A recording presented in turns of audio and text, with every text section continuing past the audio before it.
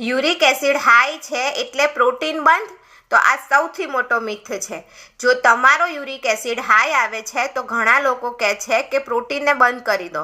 But weight, problem દરેક પ્રોટીનમાં નથી. ઘણી વખત પ્રોબ્લેમ હોય છે પ્યુરિન મેટાબોલિઝમની. પ્યુરિન્સ એ નેચરલ કમ્પાઉન્ડ છે જે અમુક ફૂડમાં હોય છે. જ્યારે બોડી તેને બ્રેકડાઉન કરે છે ત્યારે યુરિક એસિડ બને છે. નોર્મલી કિડની તેને બહાર કાઢી નાખે છે, પણ જ્યારે યુરિક એસિડ વધુ બને અથવા શરીરમાંથી ઓછું બહાર જાય ત્યારે તેનું પ્રમાણ વધવા માંડે છે. ઓર્ગન, મીટ, અમુક seafood, beer, sugary drinks uric એસિડને વધારે છે. જ્યારે એગ્સ, દૂધ, પનીર અને વે પ્રોટીનમાં સામાન્ય રીતે પ્યુરિન ઓછું હોય છે.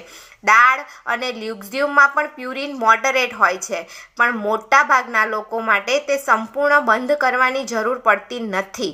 આ એક મહત્વની વાત છે. ઓછું પાણી પીવાથી પણ શરીરમાં યુરિક એસિડ બહાર નીકળવામાં પ્રોબ્લેમ થઈ શકે છે. પ્રોટીનને બ્લેમ કરતા પહેલાં સાચા કારણને સમજો અને આ રીલ તમારા દરેક એવા ફેમિલી મેમ્બરને મોકલો જેને યુરિક એસિડ હાઈ રહે છે.